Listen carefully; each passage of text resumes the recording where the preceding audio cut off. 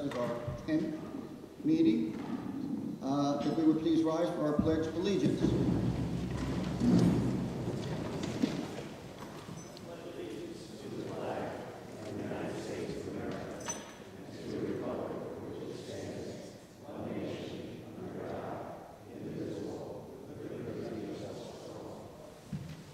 Thank you.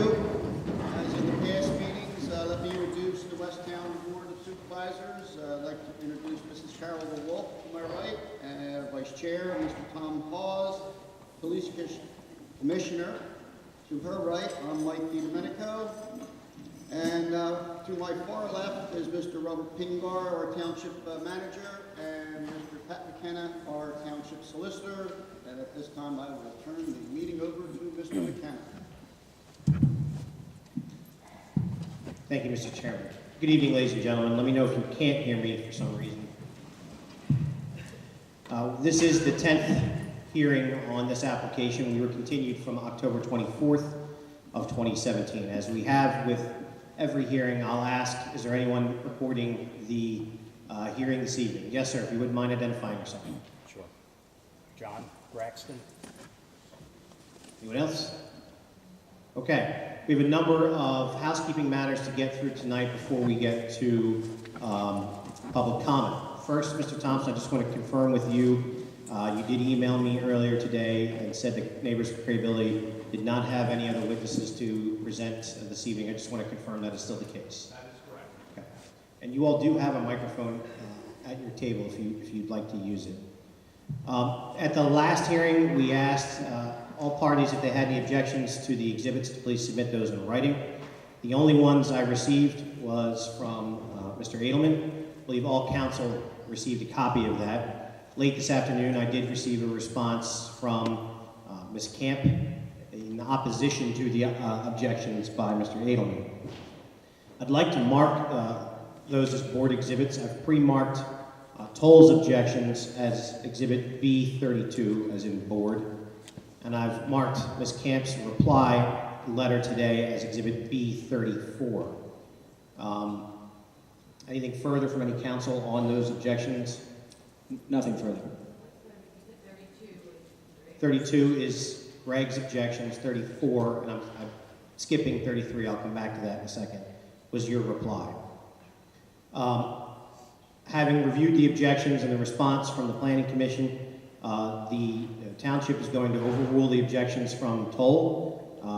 We're going to admit the exhibits as they've been presented. They're going to give them the weight to which they're entitled. And for the record, what we have right now in terms of exhibits, Greg, correct me if I'm wrong, but for Toll, I have Exhibit A1 through A40. I believe that's correct. Let me double check this. While you're looking, I have Planning Commission 1 through Planning Commission 20. Neighbors for Crebilly, I have NC 1 through NC 6. Westchester Area School District, I have SD 1. In Thornbury Township, I had Thornbury 1. I'm going to mark as Exhibit B33, and while you're looking, Greg, I'm just going to do some housekeeping, was an email that Mr. Edelman sent to me and all council dated November 20th, 2017. What Mr. Edelman put in writing was that Toll is going to give the township an extension of time to provide a written decision in this case. So I'm going to explain that a little briefly. The board is required to give their decision, both orally, they have to vote at a public meeting, and in writing within 45 days from the time that we close the record, which we all anticipate will be tonight.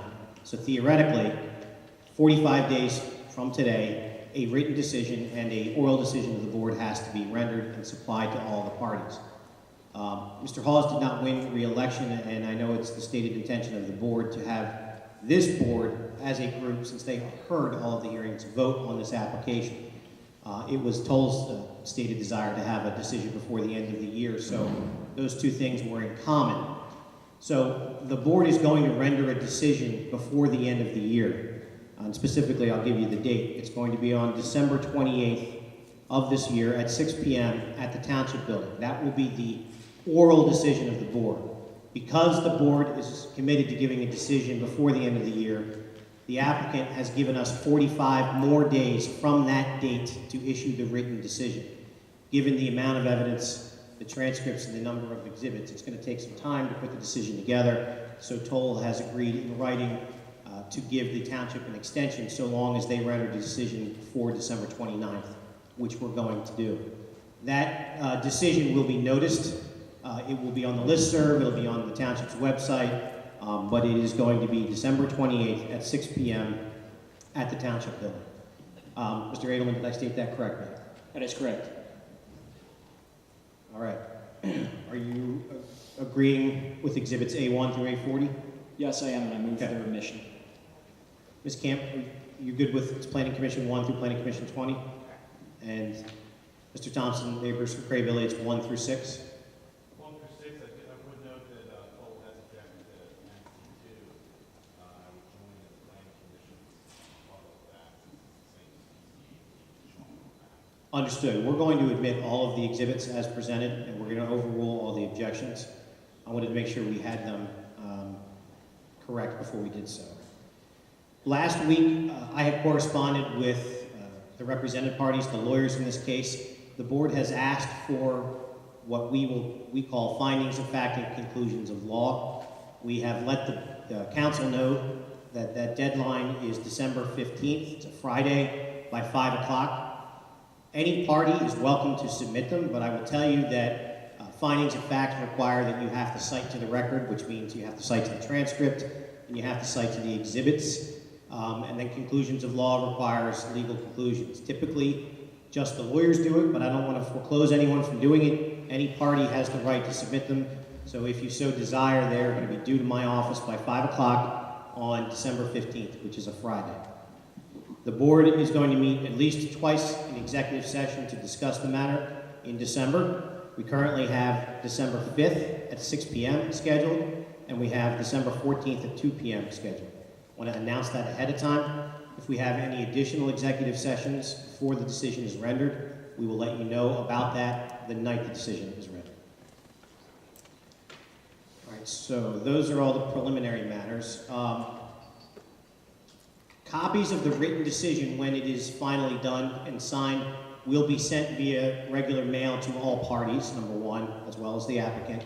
It will also be posted on the website, so in case you aren't a party, you will have the opportunity to review it, but as a party, it will be provided to you as is required.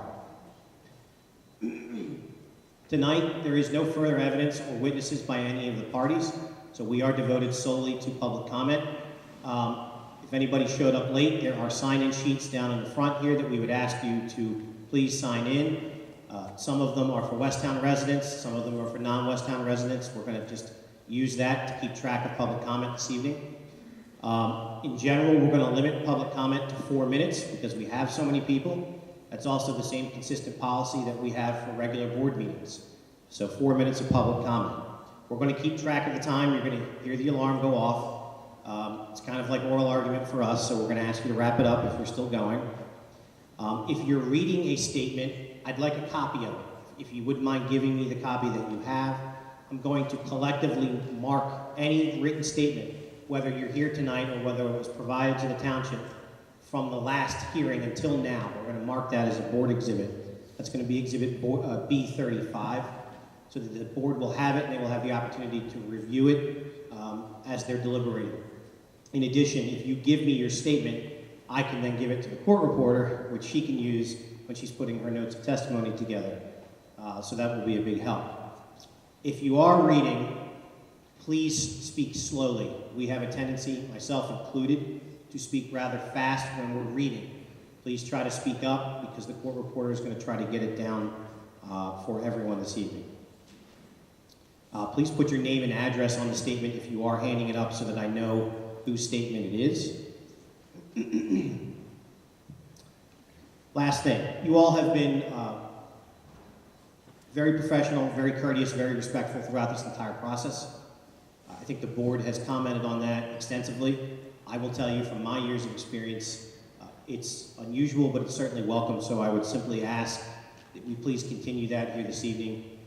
It is your opportunity to be heard. We want to hear from you. If the board wants to know how you feel, we just ask that you please be respectful of the applicant, of the board, and please be respectful of the others that are here this evening who want to be heard.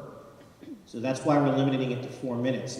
If you have duplicative comments, please keep that in mind to try to keep them short so that we don't run afoul of somebody else that may want to be heard. Again, please speak up so that the court reporter can hear you. And I think that's all the...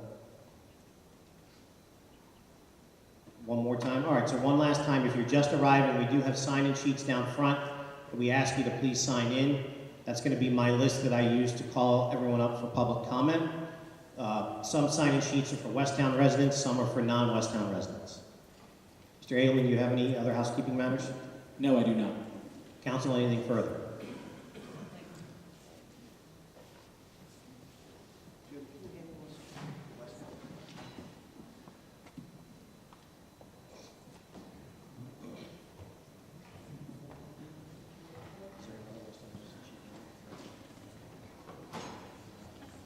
All right, we're going to take the names in the order in which they're on the sheet. We're going to take the Westtown residents first. If I mispronounce your name, I apologize. Please let me know so that I don't continue to do that. So there are 2 microphones down at the end of each aisle. They are working. Please feel free to take them off the stand however you're comfortable, and that will be for public comment. First on the list is Bill Vossburg, 1151 Lala Drive in Westtown.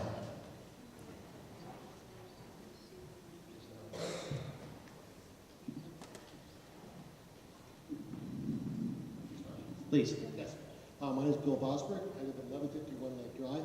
I want to have 4 quick topics: water and sewer, roads. Hold on. Slow down a little bit and speak up because she can't hear you. Sorry. This, that side?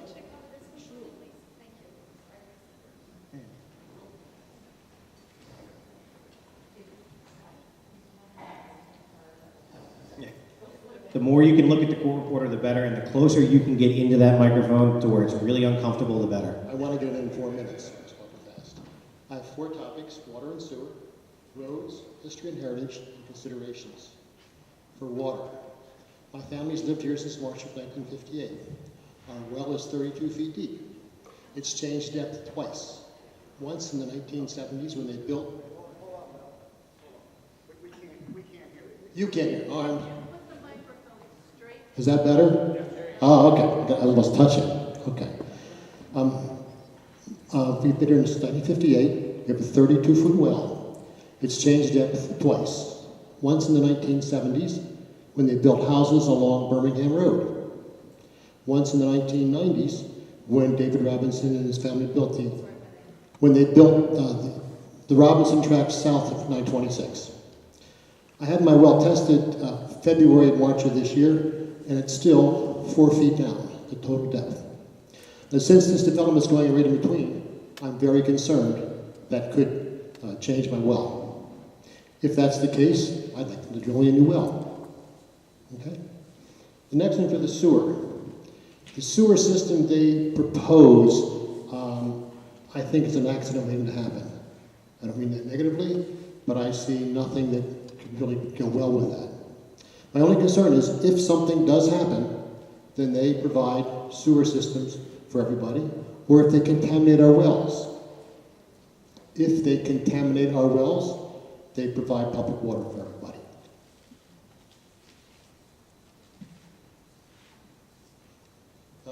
Roads. The internal roads they've suggested at 30 feet are really too narrow for living. I don't know if they're public roads or private roads. If they become public, I hope we don't have to pay for any improvements. Everything will be done by them. They suggested that the school buses should be at the end of they should not go through the developments. That would be almost a disaster. Reason being, I watched the school buses in the morning come down, and when they were at the end of the street, the parents drive there. My development, there will be 1 to 3 parents, 1 to 3 cars at the end of our street. Well, since this development is about 16 times bigger, that would be between 15 and 48 cars any one morning waiting for the school bus. And I think that would be most unfair. Not to say for the traffic congestion it's going to create in either Pleasant Grove or 926. Probably Pleasant Grove. Also in the development, they have no parking that I can see that is really useful to the residents. So once the residents move in, it's like you're living in a city. And you're going to have a city within a rural township or a suburban township.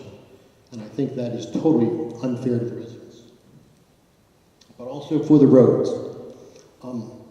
Since I moved back to my house in 1992, I've driven through the 926-202 intersection between 22 and 25,000 times. So I have a real good idea of what it's like.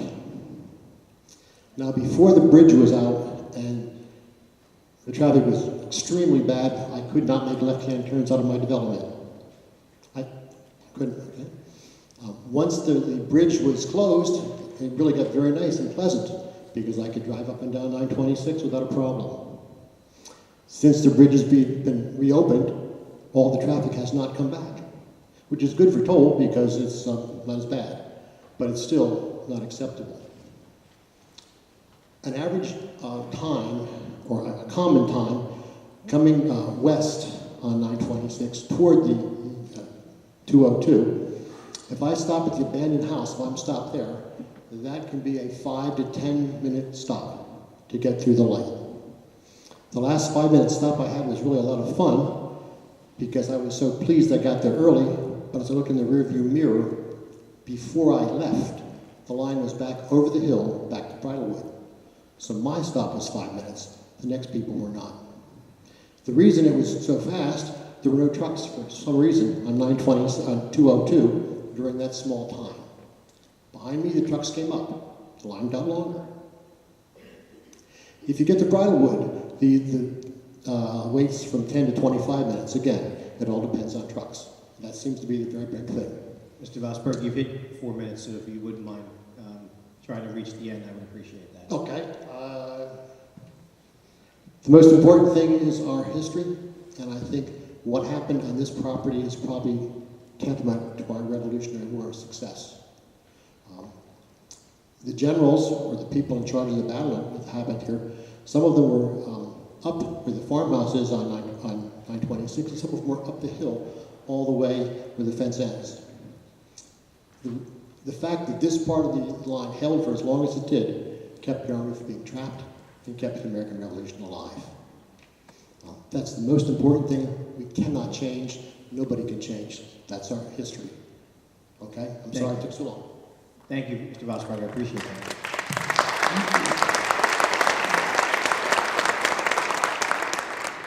Tony Simkovich, 821 Kimberly Lane.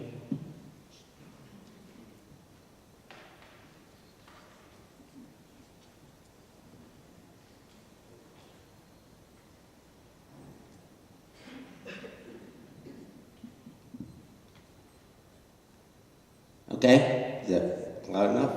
Absolutely. Okay. I've lived here for 33 years. My wife lived on Cheney Drive when she grew up. We lived just on the other side of Stetson. But before I start, could I ask by show of hands of the supervisors, how many of you folks live on the other side of 202? Do you mean the west side of 202? West side of 202. I think it's just Mr. Wolf. Mr. Right. Wolf. Okay. I only do that only because I think you need to have a personal stake in what we're going through on the other side of 202. And I'm sure Mr. Wolf knows that.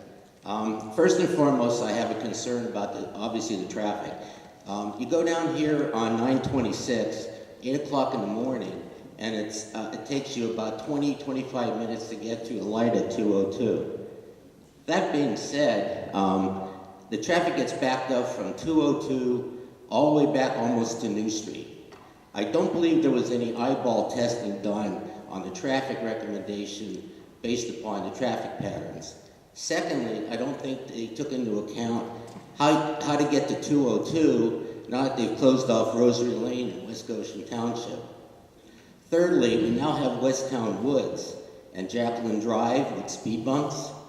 I'm not sure that's the best solution for a traffic pattern in our area. And lastly, regarding the traffic, I think whatever is done traffic-wise, I think Toll Brothers and PennDOT are a package deal, and they need to be lumped together in whatever street resolution is done.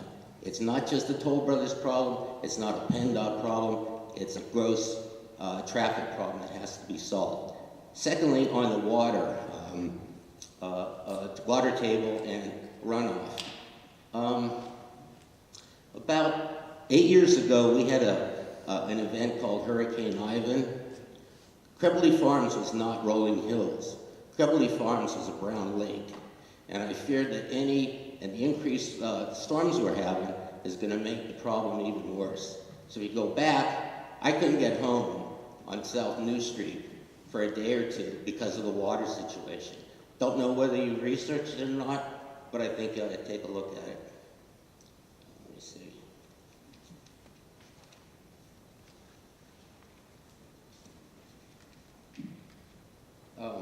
Also, too, the economic assessment, I think, is incomplete.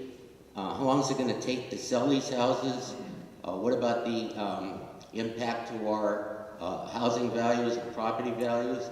And also, what's going to happen in terms of increased costs on our property taxes with new schools and infrastructure?